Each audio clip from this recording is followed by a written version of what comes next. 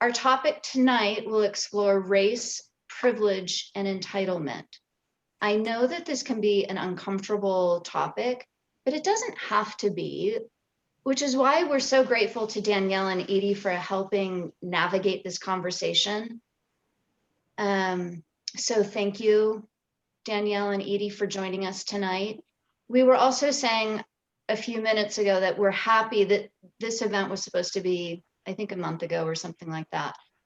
And we're happy that it was actually delayed because there were so many conversations about this topic previously, and we want to make sure that it's not trendy, that we want to continue this dialogue going forward. So we want to continue having events that explores the topic of inequality, which reminds me to say that if you have any suggestions for topics or speakers on this, please let us know. And while Danielle and Edie are talking, please feel free to write your thoughts or questions in the chat area. We'll be monitoring those. And I think I'll just hand it off to Edie and Danielle. So thank you again for joining us. Thank you.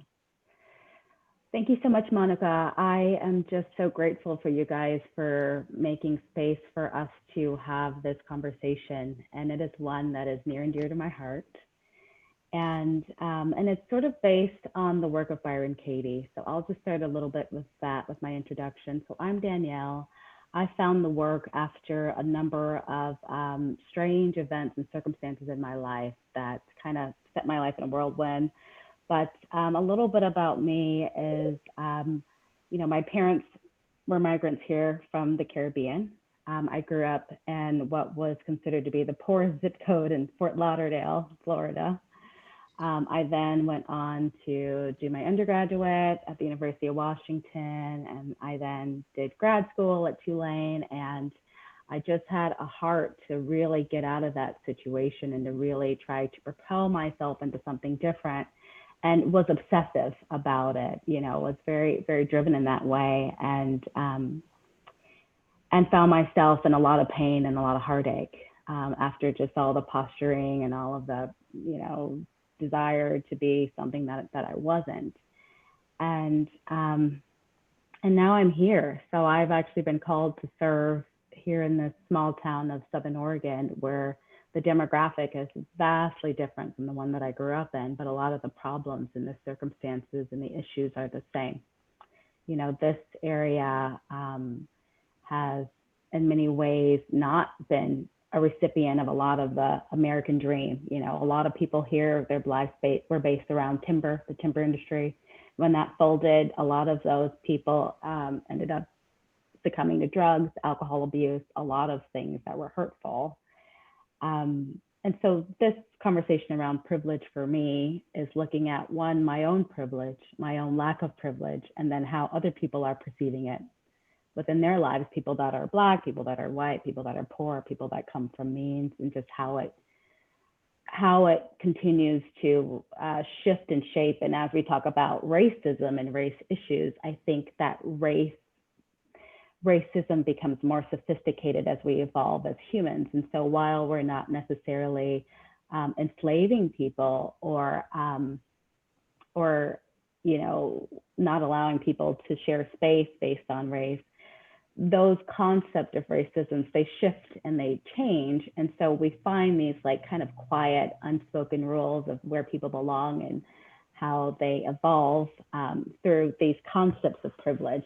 We kind of learn what we're entitled to or not entitled to, the space that we're allowed to take up, the room we're allowed to be in based on these concepts of privilege. And so we'll be using the work of Byron Katie to explore a lot of these concepts of just our beliefs about the others. And I just want to invite you guys into this process. And really what it's about is just an extension of our perception. It's very easy to see our point of view, our vantage point, our hurt, our pain, our disillusionment. But through this process of inquiry, it's really just an invitation to see where our perception of the other may be able to shift or may be able to evolve a little bit, or where we could maybe offer more compassion and grace to people that don't share our experiences, don't share our beliefs, don't share our heartaches, our disappointments. And so I'll just give a little quote by Byron Katie, but one of the things that she says is, our job is unconditional love. Everyone else's job is to push our buttons. So, and I'll pass it to Edie to introduce herself. Hi, everybody. Really glad to be here with all of you tonight and having this conversation in particular. It is one of my sort of focal points in the last couple of years with this work. So, and it is as timely as ever. And I found the work of Byron Katie 15 years ago, and have used it as a practice, as a daily practice, and support other people questioning limiting beliefs. And I'm really continuously struck by the power of identifying our triggers, our sticking points, and rather than, breathing them away, actually going right to them with an open mind and an embrace, and finding our way through them and turning that sort of dirt into something that grows and heals us. So that's just sort of my 2 cents around what the work does for me. And I grew up in South Florida, like Danielle did, in the most expensive zip code, so just the opposite. And we met at an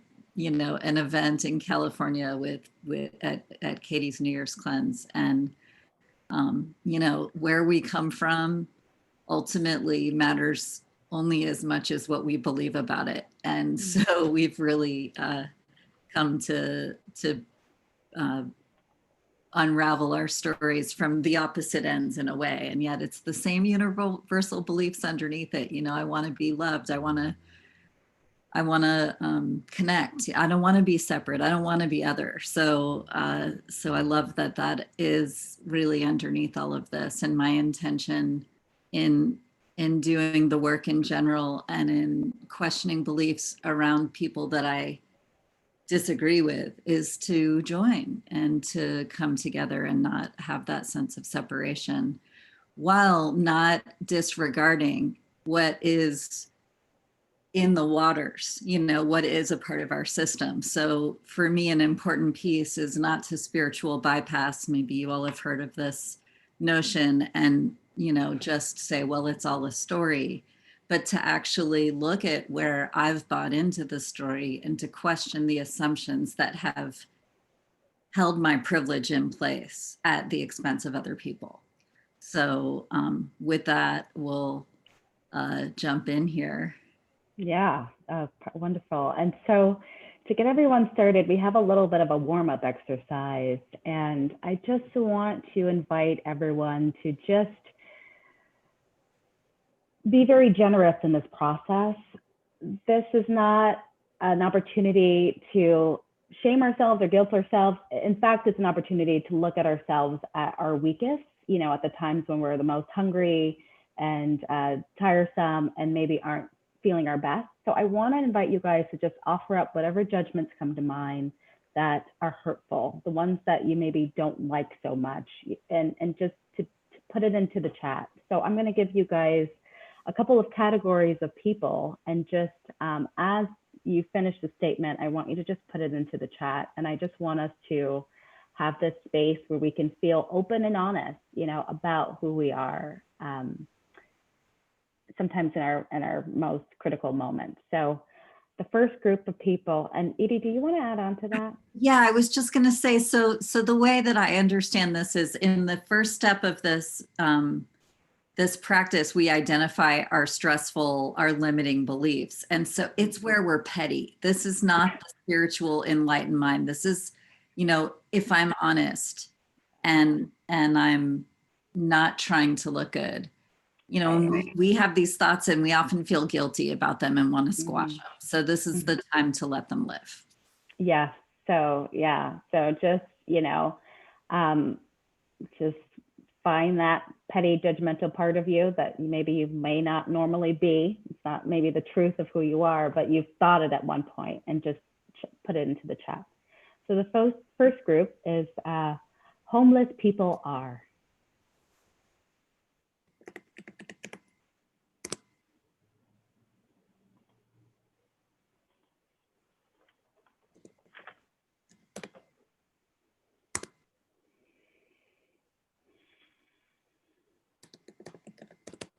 Oh, I'm seeing some good stuff already. Good job taking the sensors off. Yeah, thank you guys. The second one is drug addicts are.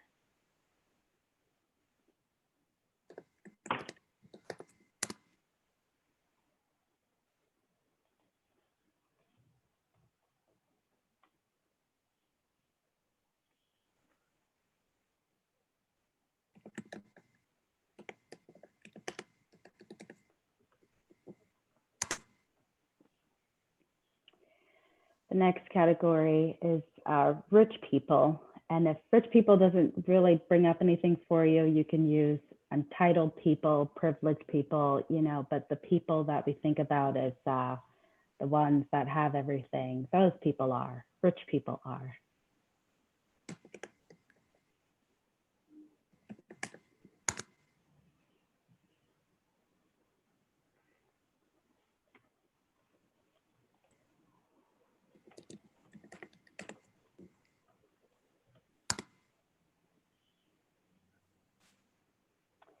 And the last one, the last category that we're going to judge today and just work our judgment muscles is poor people.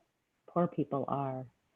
And if poor people doesn't really have a stick for you, you can use lazy people, you know.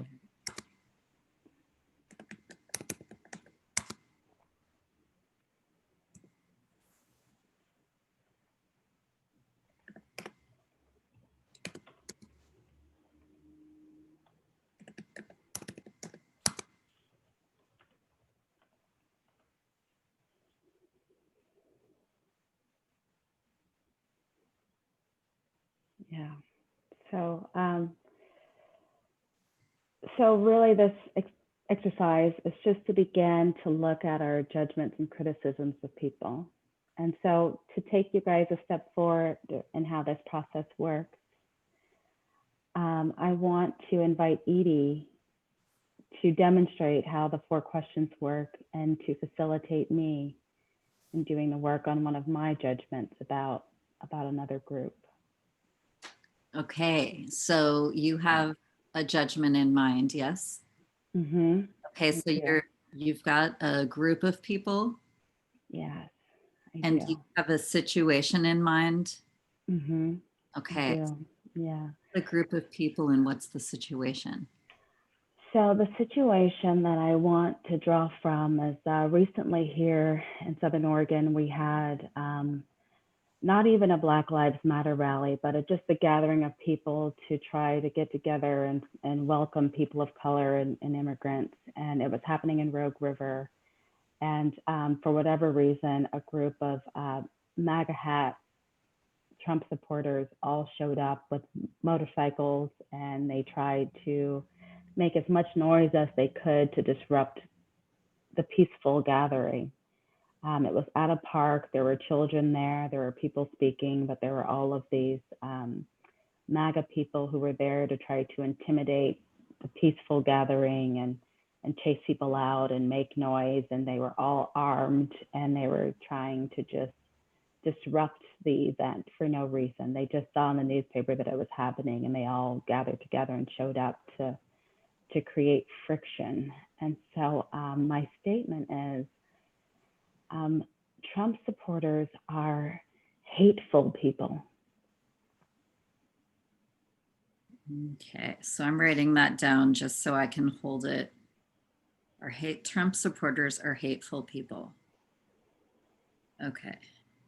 And so I'll start in on the process, which will be to hold Danielle in this inquiry, and not to discount her experience or her view, but for her own opportunity to see where she's stuck in her thinking and to find her own insights. So it's her answers that are really serving her, not not the questions are a great setup, but it's to point to your insight, of course.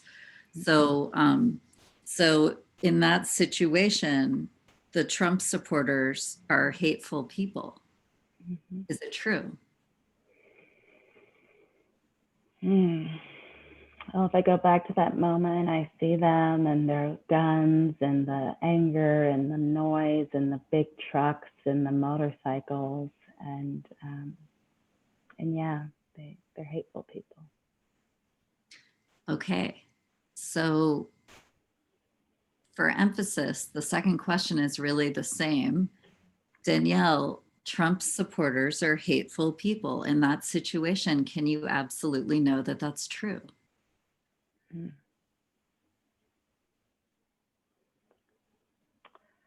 No, I can't absolutely know that that's true, that they're hateful. And how do you react?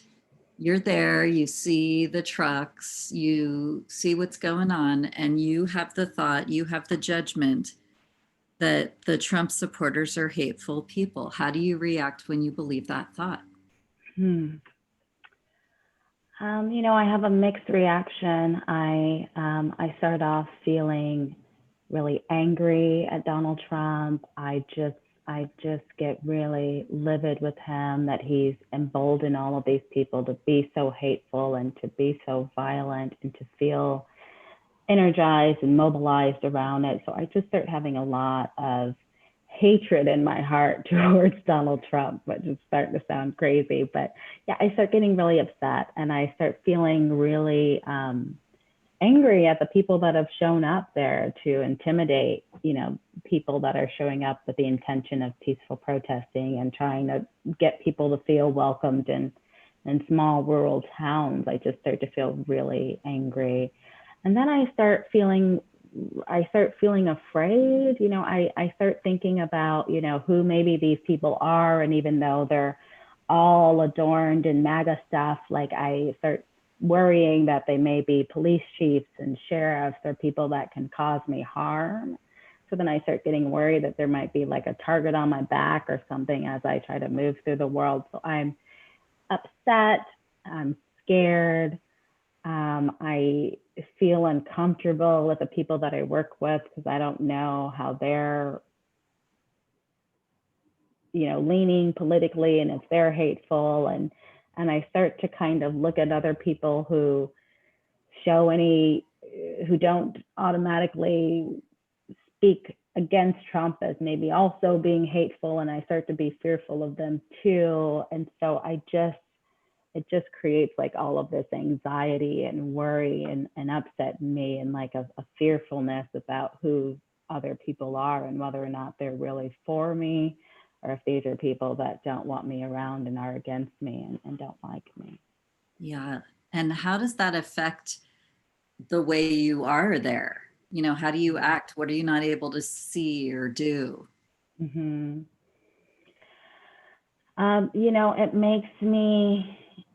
It makes me leave the situation. I'm now no longer part of the peaceful protest because I'm obsessed with what's happening with these people. Are they going to attack? Are they going to be violent? Are they going to let us speak? Is there anything we can do to get rid of them? Like I'm totally in this whole fiasco with the motorists who are being disrespectful and rude and hateful. So I've left the peaceful protest. I'm concerned with these other people now.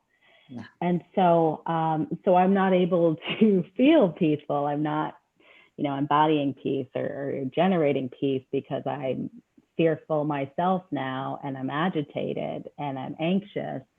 And I don't know if I should be there or leave or go home or whether or not I'm really helping to be a presence for people of color that are peaceful, who are community members here, or if I'm just, pretty much laying myself out on the line to be hurt and abused in the future. So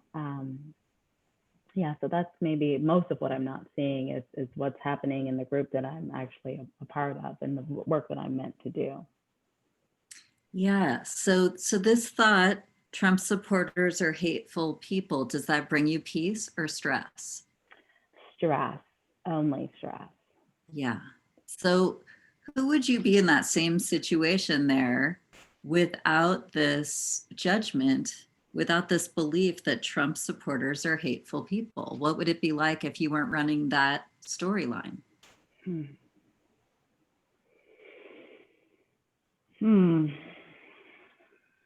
know, I imagine if I wasn't experiencing their behavior as hatefulness or feeling fearful of their behavior, I might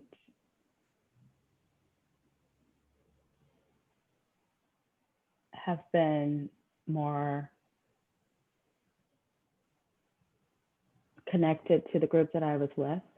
You know, I imagine I wouldn't have been so distracted. My attention would be less divided. My attention would be more undivided on the group that I'm there with. And that was really my intention. If I wasn't believing that they were hateful people, maybe I would even feel comfortable asking some of them what brought them there that day. You know, what was it that they saw to do, what their motivations were, if they had something that they wanted to say, or if they just wanted to join in, or they just normally come out with their cars and guns and motorcycles on this day to this park. You know, so there might have been some room for a conversation with at least one person on, you know, hey, so we're having a peaceful gathering today to try to create space for people of color that are community members here. And I've noticed your group is making a lot of noise. And I'm just curious if this is, we just happen to show up here on a day that you guys are normally here, or if there's something you guys are wanting to communicate to us and we're not giving you the floor or the space to communicate. So I might have been a little more open to trying to figure out what was going on. You know, what were they there for? What were their fears? You know, so I might have been a little more connected and engaged in the group that I was with. And then I might have also been a little more open to trying to see if there was any way to,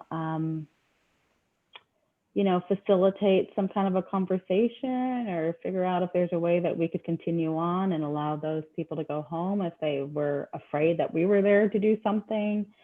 You know, I might have also kind of recognized that with all of the recent protests that were happening around the state, they might have been worried that we were going to, you know, cause harm to something, or that they were afraid that we were going to burn something or damage something. And they were wanting to, you know, protect their community, their small town. You know, so I might have been more open to the fact that they might have been having their own fears happening at the same time. And how does that settle with you? How does it feel different to be in that, as you imagine being there without this thought? How does that feel? It feels very different. It takes me from being their adversary to just being like curious. You know, it's allowing me to just realize that at that time they hadn't actually done anything violent. Aside, you know, and I guess it could be argued that just their presence alone was meant to instill violence. But yeah, not receiving it that way for myself might have allowed me to be a little more in my body and have a little more possession of my space in a different way. I wouldn't have been so in my head. I wouldn't have been so future planning. I wouldn't have been so worried and upset. I would have been a little more grounded and would be able to have navigated from a place of groundedness and really been able to take in the scene a little bit more without all of these projections, mental projections of what they were there for, what they were doing, and, you know, all the visuals of all the other Trump groups that have come and, you know, fought people and hit people and all of that stuff. So yeah, I probably would have been a little more skillful in how I managed that situation. Thank you.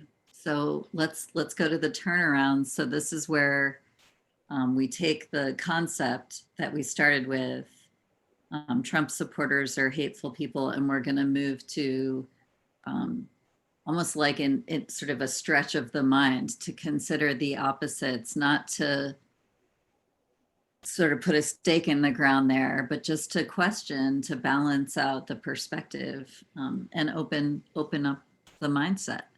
So Danielle, let's turn it around. Trump supporters are hateful people. Let's turn it around to the self first. Yeah. Oh, gee. Yeah. I'm a hateful person. I know that's a hard one.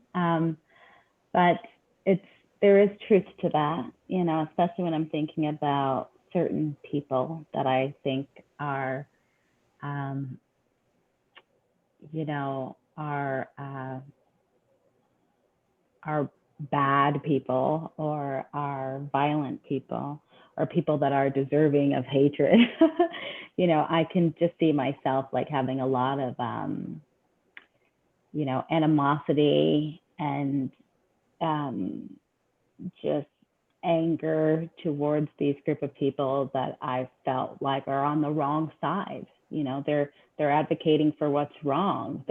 What's that wrong with the world. They make people uncomfortable. They're hurting people, and so I can see that in me. That in that moment I was hateful. You know, I was. If something bad had happened to all of those people, I would not have minded that. You know, I wasn't protective of them. I wasn't concerned about what they cared about. I didn't want to hear from them. I didn't want them around. Their presence was bothersome to me. It was like having they were a pest to me at that point. They were just uncomfortable for me to be around. And so I can see that in that moment, that I wasn't loving, that I wasn't forgiving, I wasn't being in a place of compassion, that I was being hateful. Okay. And how about the opposite? Okay. Trump supporters are not hateful people. How could that possibly be also yeah. I know. I mean, you know, in a roundabout way, they really love their community. You know, they really are protective of their community and their family, and they really love things staying the way that they are. You know, and that's been their thing. They don't want a whole lot of fluff and kerfluffle and disorder. They like the simplicity of their lives. This is a life that they chose. This is where they've had their families. They don't want to be ground zero for, you know, cultural explosions and, you know, all that stuff. Like so in that sense, they're not hateful. In fact, they're like obsessively loving and protective of their community, and they're willing to protect it, you know, and maybe measures that are extreme, and they're protective of their values. You know, they're protective of their way of life and what they see as right and what they see as good order and what they see as the way to best keep themselves and their family safe and ensure a future for their children. And so their love for what they know, their love for what they're familiar with is very powerful. It's very palpable for them, and they don't want to change that easily, and they're fearful of what the outside might bring and what they've known and how they've managed to control and keep things consistent and orderly for all this time. So I could see that they're not hateful. They're extremely loving. And just to stretch a tiny bit further on that, can you find where they're not hateful towards the protesters? Just one sliver of possibility there.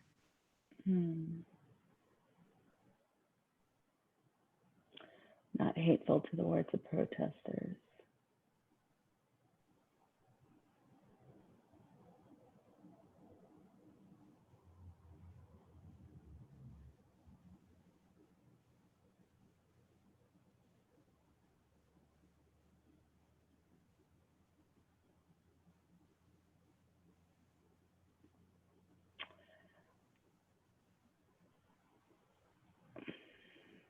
Well, you know, I guess if there's a sliver there of non-hatefulness,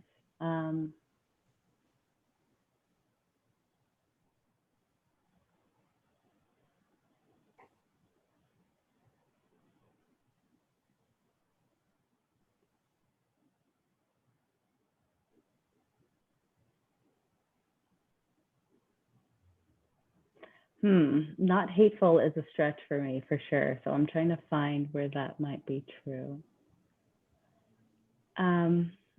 Well, they might not have been hateful per se. I guess they were not hateful in the sense that that they weren't there to hurt anyone or to cause any harm. Like, it seemed more like, as I look back at it from this seat, like it seemed more like they were afraid that there was going to be destruction of some sort. And so they were not there to be hateful, and they weren't being hateful. They were more kind of being protective of the space, of their community, you know. So I could say that. Yeah, and as you say that and kind of land in it, I'm just struck by the difference between that and Trump supporters or hateful people. You know, they're there to protect. Yeah. They're afraid. Yeah. I mean, no excusing it. Right. I see one other turnaround. Are you open to one more? Sure. Okay, so we did the turnaround to the opposite and the turnaround to the other. And last would be to usually it would be to yourself, you with you. So I'm hateful towards myself in that situation.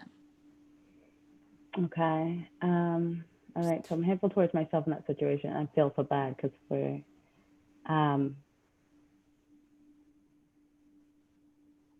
yeah, I mean, I could totally see that I wasn't maybe acting in a way, and I wasn't maybe behaving in the way that I would have imagined I would, you know, so I wasn't certainly being my most skillful self in that moment. I wasn't really demonstrating peacefulness and kindness and compassion and grace in that moment. And so I could say that, I could see that where, you know, I wasn't really keen on how all of that energy, how I responded to it. So I could see that, hateful towards myself, who I was in that moment of time. Yeah, wasn't my best self, for sure. Yeah, thank you. Thank you. Yeah, it's okay. I just want to share one little reflection on this because it was a little bit uncomfortable for me to have you questioning the contradicting supporters in that situation. Yeah. Because it could sound like I'm sort of blaming you or blaming the victim or the person, you know, who's being diminished. And so I want to acknowledge that and say that at least for my part, I know that when I'm running the narrative that somebody's hateful, that it makes me feel uncomfortable and lacking in agency. And so from that place, I empathize. And that really, when I'm running stressful thoughts, I'm the one who suffers. And so for that, I'm willing to step into that role here.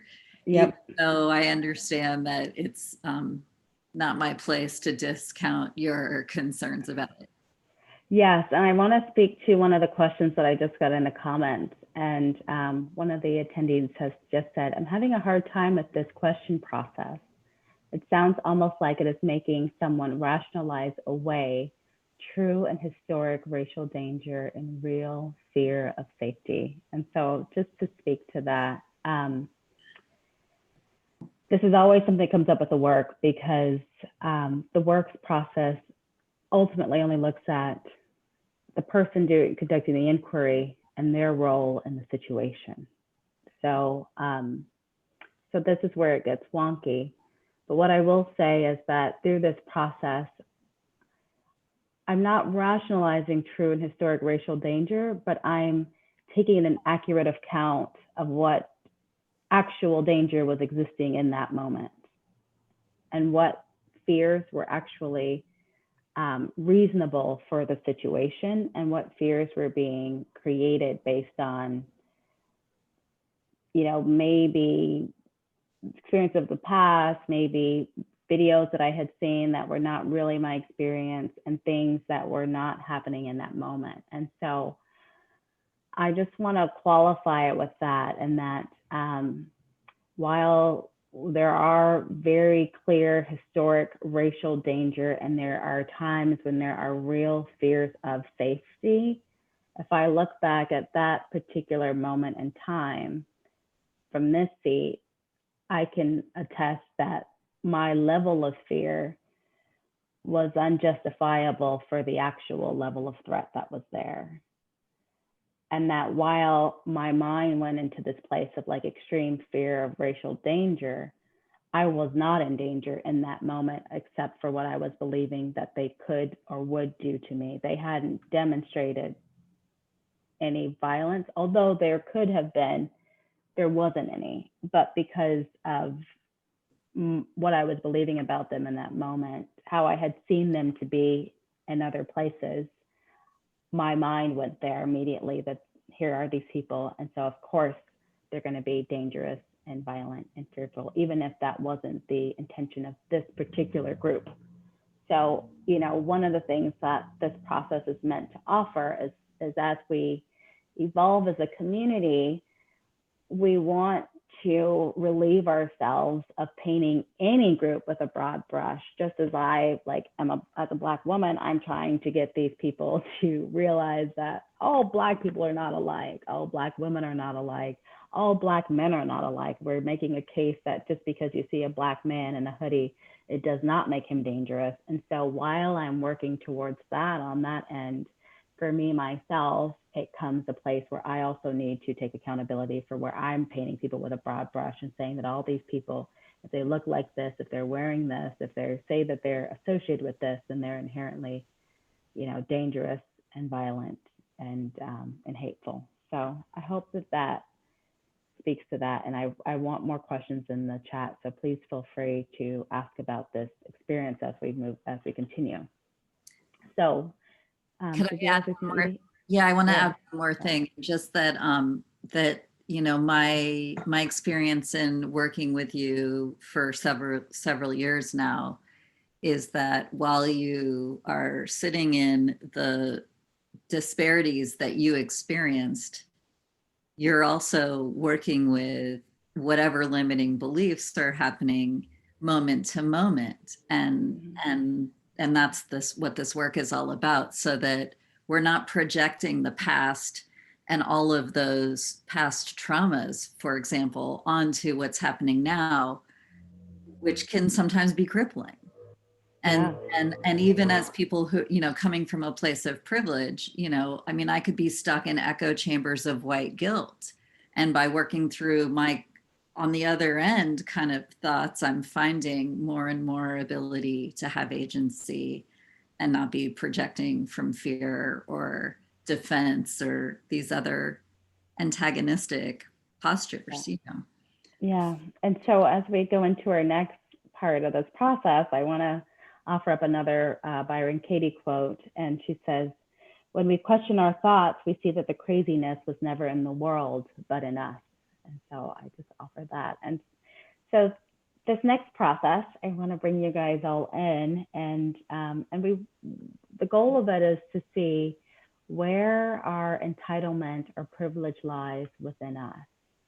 So all of us, no matter what side of the tracks we grew up on, our race, our gender, you know, our identity in the world, there have been times where we felt like we've had the authority or the weight to feel entitled to something, whether it's entitled to our grief and our anger and our anxiety, or entitled to our special place at a restaurant, or entitled to speak and to be heard. It's like we all carry these little entitlements, these little places where we feel like we're owed something, or we've been deprived of something, or we're due something. And so, so I want us all to just take a moment to go to a place mentally where we've felt like we've been entitled to something.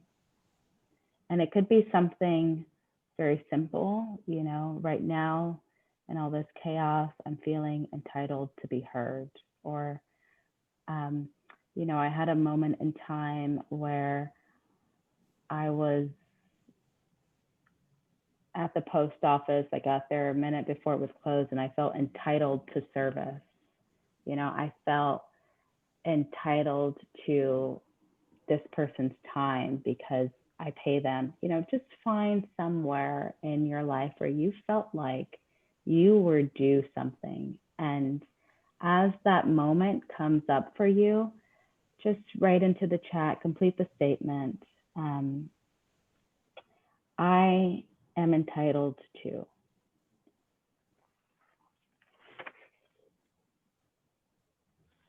And if I'm entitled to doesn't feel like it really resonates with you, you can also use the statement, I've earned this or that, and see if that kind of brings something else up for you to be heard. Sure, it's a common one. Love, yeah, to have an opportunity, sure. Entitled to a voice. Be treated with respect, yeah. Entitled to be paid. Entitled to retreat into my house, yeah, and safety, right?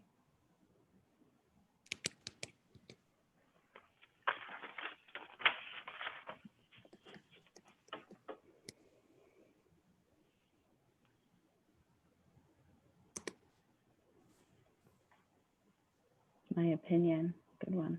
Entitled to my opinion to count, yeah. Okay, so now that you guys have seen this process, and what the work is a series of 4 questions. And so what you guys have seen with me and Edie is that we take one of these beliefs. I'm entitled to safety. I'm entitled to my opinion.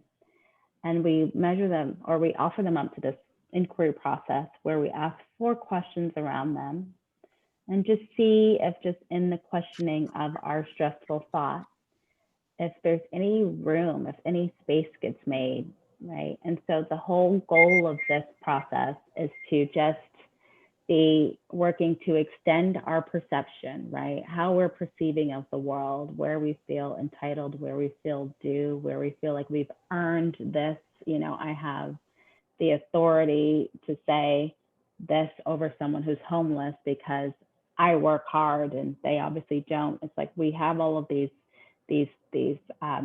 unspoken manual that we live by and that we judge the world by. And so the 4 questions help us to unravel those, or just kind of see where they may not be, you know, an ultimate truth. You know, they might have been true in one scenario, they might have been true, you know, in 100 scenarios, but maybe in this situation, that wasn't the truth of that circumstance.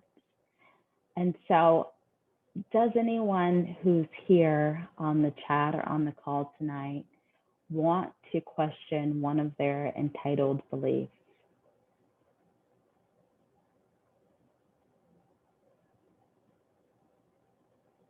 It's totally fine if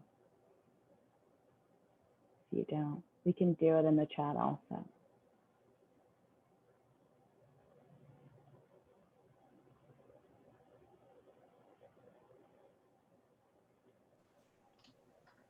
Do we want to have, oh yeah, have somebody raise their hand in the chat? Sure, yes. Raise your hand if you'd like to do the work on one of your entitled beliefs.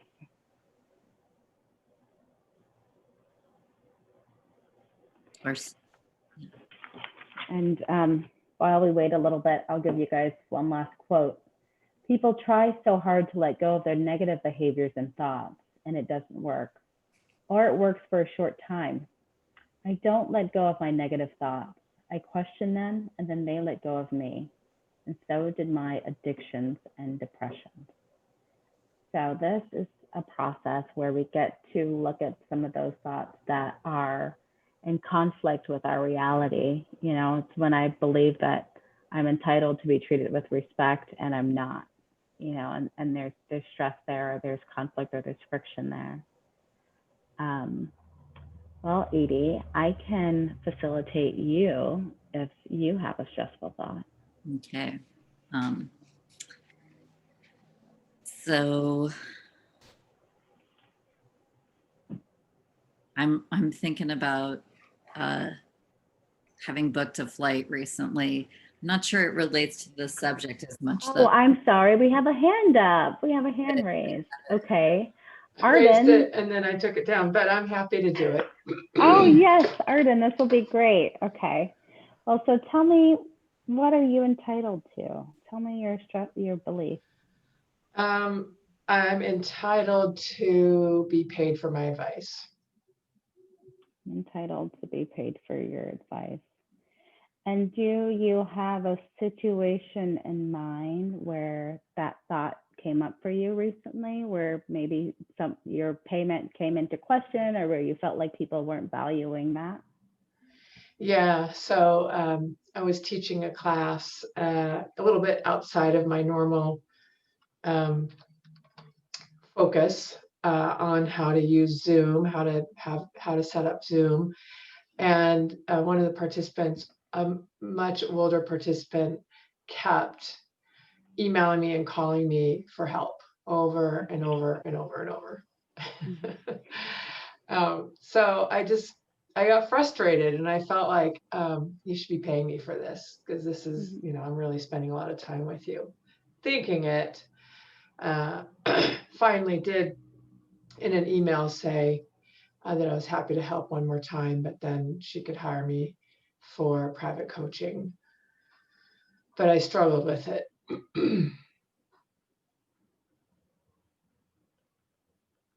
So I don't know if you have much to work with on that one. Yeah, no, that's beautiful. Okay, so let's, you're welcome to close your eyes or keep your eyes open, but let's just go back to that moment where you're having this conversation with someone who continues to ask you for your advice and for your help and for your services and is not offering you any payment, right? And so the belief comes up, I am entitled to be paid for my advice. And in that moment, is it true? Yeah. Yeah. Okay. So you're there, you're giving your advice, and this person is continuing to ask you questions. In that moment where you're helping this person with Zoom, can you absolutely know that you are entitled to be paid for your advice? No, there's part of me that feels like, oh, if I'm a good person, I should give it away, or I should help her. She's older, she's struggling. So, yeah, that's where my brain went. Like, if I just was, I should be kinder. I should give this away. Okay. So I want to invite you to just a single word response. Oh. In that moment, can you absolutely know for sure that that you should be paid for your advice in that situation? No. Okay. And so who would you be in that moment helping this individual with their Zoom access without the belief that you should be getting paid for your advice? Who would I be? In that situation, on that call? I'd be this, I'd be helpful and selfless.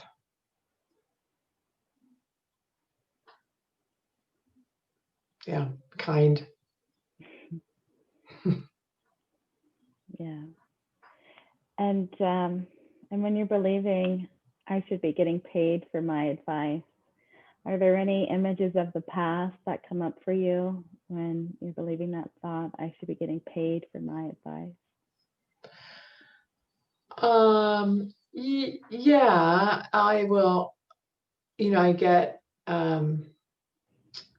I get inquiries on my blog and emails of people that want advice, and I go through the same thing. Like Yeah. you should be paying me for this. Yeah, are there any images of that are stressful or fearful from your past when you're believing the thought, I'm entitled to be paid for my advice? Mm. Mm. Well, yeah, I mean, I think it's stressful because I then, I get, I feel like I'm going into therapy, but, then I start like questioning my value.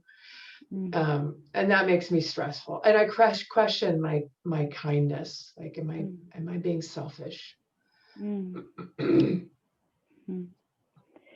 Any future images come to mind when you start believing the thought, I'm entitled to be paid for my service when you're not getting paid? In the future, like someone will say, well, just that they'll judge me. Mm-hmm. I'll be judged. Yeah. And so who would you be in that moment on that phone call, helping this person with their Zoom call, without the belief that you're entitled to be paid for your advice? I'd probably be calmer because it really does stress me out.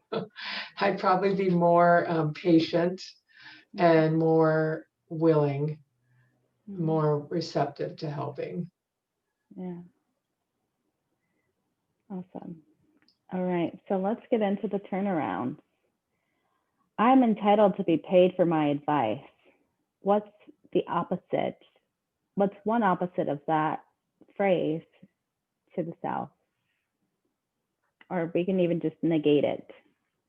Yeah, I can give away my advice. Yeah, I'm not entitled to be paid I'm for not my entitled to be paid. advice. How might that be true? I'm not entitled to be paid for my advice. I guess it would depend on the situation. Like, am I an expert in that realm? If I'm not, then maybe I shouldn't be getting paid. But if it's something I have expertise, then I think it's reasonable. Mm-hmm. I'm not entitled to be paid for my advice. How else might that have been true for you in that situation?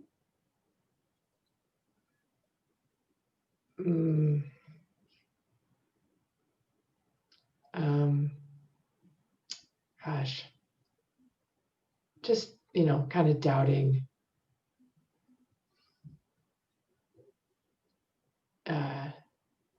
doubting myself, doubting my ability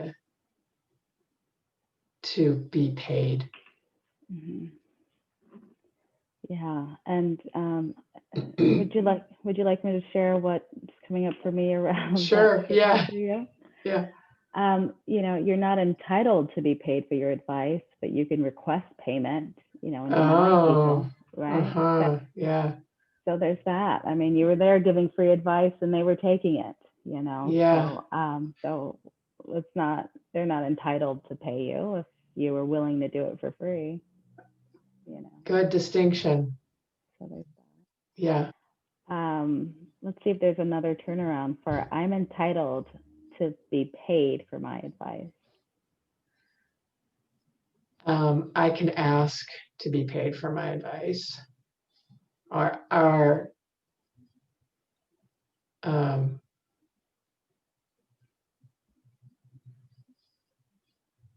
know. Yeah, this is a tricky one. So I'm entitled to be paid for my advice. I'm not entitled to be paid for my advice.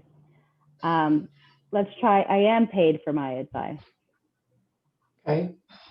I am paid for my advice. All right. And do you have some examples of when that is true for you, when you generally do get paid for your advice? Yeah. Yeah. Plenty. Yeah. So there's plenty of occasions when you are paid for your advice, when you feel, like it's appropriate to charge for your advice, and you do. So Yeah. you have lots of examples of that. I Okay. think it's interesting, changing it from entitled to request makes a huge shift in my mind. Yeah. Because entitled is like, and request is like empowering. I have the right to. I have, Yeah. you know, You have the option to, I have the you can option do to. some stuff for free, you can charge, and it's not up to the person that's receiving the service, they just either get charged or not. Right, right. Edie, do you see any other turnarounds there for I'm entitled to be paid for my advice? Well, just on that one, I mean, it sounds like you, Arden, just sort of discovered there what I was seeing, that I get to request, and I may or may not be paid, and I can offer it for free or not next time, which you already had found. So I'm entitled to be paid implies by them. And one of the turnarounds is me with myself. So I'm entitled to pay me for my advice. I see as a possible turnaround. Mm-hmm. And what does that look like? Mm-hmm. See what you find there. I see something, but it's best for you to discover what you might first. Mm-hmm.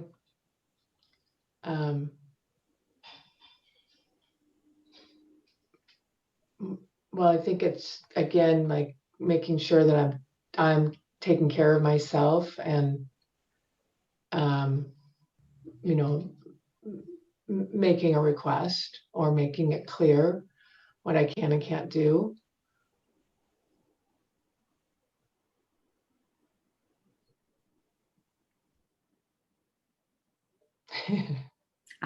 What I find here for myself is that, and when I'm giving it away, that I'm not beating myself up for it, or internally over whether I should or shouldn't. I'm letting myself just be in that generosity. That's a good perspective. Yeah. And drop the value. Like I'm entitled to give me my own advice and not be, value judging myself over whether I'm asking for money or not, That's a good distinction. Yeah. That's great. Awesome. Oh, thank you so much, Arden, for being our brave So brave participant. so